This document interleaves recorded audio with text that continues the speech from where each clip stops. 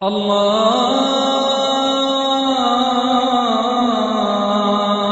আকবার, আল্লাহু আকবার, আল্লাহু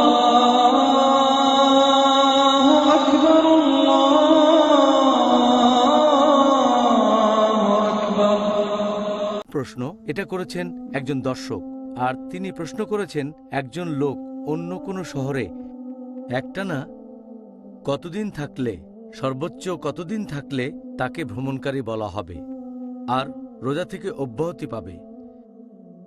এখানে তিনি একটা উদাহরণও দিয়েছেন যে মনে করেন সে একজন ছাত্র, বিদেশে গেছে পড়াশোনা করতে, হয়তো 2 মাস, সে কি রমজান মাসে রোজা থেকে অব্যাহতি পাবে?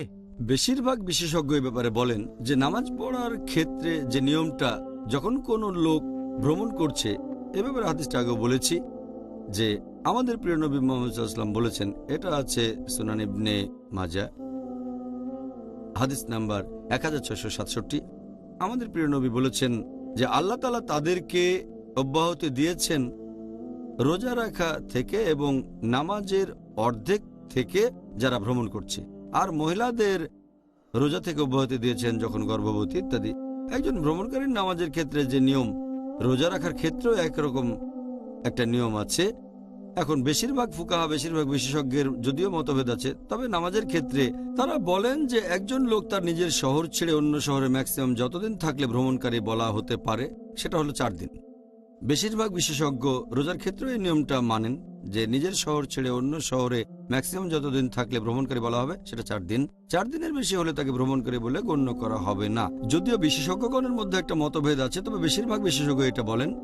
এরপর প্রশ্নটা দ্বিতীয় অংশে আসি যে যদি কেউ পড়াশোনা করার জন্য দেশের বাইরে যায় আর সেখানে 2 বা 3 বা 4 মাস বা 5 মাস থাকে, তাকে কি ভ্রমণকারী বলে ধরা হবে? না। এই পরিস্থিতিতে সে আছে অনেকদিন ধরে, কয়েক মাস ধরে। এখানে যদি রোজার কথা বলতে হয়, তাকে রোজা রাখতে হবে। রমজান মাসে রোজা রাখা তাদের জন্য বাধ্যতামূলক। পরের প্রশ্ন, ধরেন একজন লোক, সে হয়তো সারাদিন রোজা রেখেছে, তারপর ভ্রমণ শুরু করলো, হয়তো বিকেলে, রোজা অবস্থায় বিকেলে ভ্রমণ শুরু করলো, তখন তার জন্য রোজা ভাঙা কি বাধ্যতামূলক নাকি এটা ঐচ্ছিক? এখানে তার জন্য কোনটা করা ভালো হবে? যদি কেউ তার ভ্রমণ শুরু করে দুপুরে অথবা বিকেলে, অথবা বিকেল পর্যন্ত যদি সে তার নিজের শহরে থাকে, তাহলে রোজা রাখাটা তার জন্য ফরজ।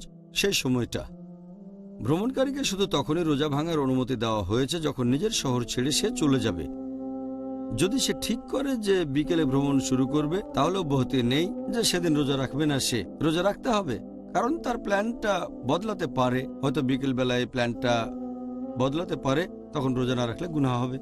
তাহলে একজন ভ্রমণকারী শুধু তখনই রোজা ভাঙতে পারবে যখন শহরের বাইরে যাচ্ছে।